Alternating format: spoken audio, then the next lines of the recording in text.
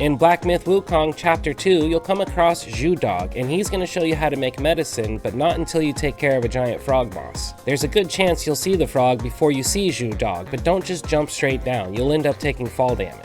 When you come at the boss head on, the first thing he does is bring out his tongue for 3 lashes. You can quickly run behind him and get some attacks in. But this only works if he sees you in front of him. If you start from behind him, he's just going to kick you in the face. But it's not always that easy to just run behind the frog when he's doing his triple tongue attack, so the best option would really be to learn how to dodge it. I found the easiest way to dodge this attack was to dodge from side to side instead of forward or back. After that, he's probably going to slam his hand on the ground. This one is actually one of his slower attacks that's a little bit easier to dodge. But he also has another very similar looking move where he swaps you 3 times, so I'm always prepared to dodge 3 times instead of once. And if you see a little glowing in his throat, you know he's going to do his tongue jab attack. And just like the other tongue move, this one is easiest if you dodge to the side. If you see him jump in the air and spin around, he's going to do a back kick like if you're hiding behind him. For this attack, you want to dodge towards his head, because if you can get in front of him, you can punish him and get out of the way before he recovers. One of his ranged attacks is going to be to lunge at you belly first, and this has enough power to knock you off your pole even if you have full stamina. When you dodge this belly lunge, there's a good chance you'll end up behind him, so just be ready for that back kick.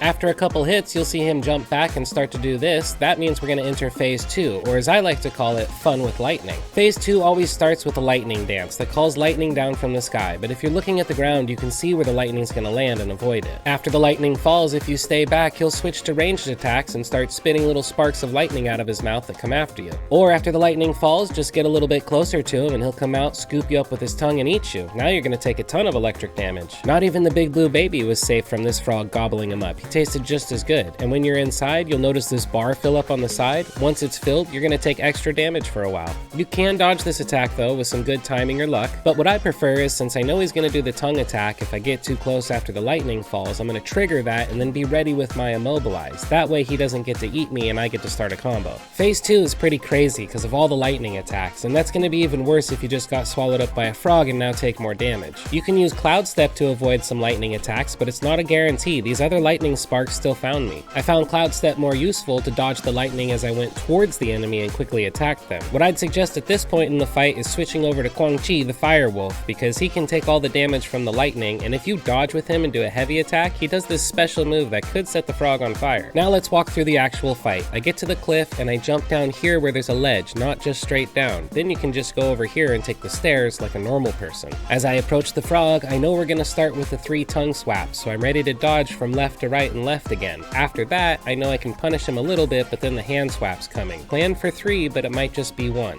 Now try to stay in front of him, watch for his movement to know which attack you're going to dodge, and then get in a couple attacks of your own. It'd be great too if you can get in a nice heavy attack before sending him to the middle of the arena when we start phase 2. Once I see him start doing his lightning dance, I know I need to look at the ground and watch for where the lightning's going to land, then get close enough to trigger him to try to eat me. That's when I use immobilize so I can get a full string of light attack combos in on him. To avoid taking too much lightning damage, I'm going to transform into Quang Chi, the Fire Wolf, and start attacking with him. But I'm not going to use his heavy attack because it's going to drain his might meter too quickly. I'm just going to keep watching the frog's movements like I have been, dodging appropriately and attacking with the light attack. Then when you build up this meter on the side, dodge and do a heavy attack and you'll do a special move that might set him on fire. When the transformation ends, I still have Cloud Step to avoid some lightning attacks, and when you have him against the wall, it's the perfect time to use your big blue baby. This will also stun him long enough for you to get in another string of light attacks or a heavy attack. You're not going to have spells and transformations available during the whole fight. You're going to have to back off a little bit, use your gourd to heal up, and think about your next move. Watching this frog, dodging his moves appropriately, and then getting in your attacks is how we're going to beat him. Follow these steps and you'll bring down the frog boss too. For bringing down this optional lightning frog boss, you're going to be rewarded with this tadpole. What does that do, you ask? Remember that frog spirit you picked up in chapter 1? If you feed this tadpole to it, now the frog will do electric damage. In fact, there's 4 other optional boss frogs still out there, and once you defeat them all, collect all the tadpoles and feed them all to your frog spirit, it'll become its legendary form where it's randomly shooting out either poison, frost, shock, or fire damage. After the fight, go back to the Zhu Dog. He's going to rub some cleave juice on the grumble and spit on it like a shlami.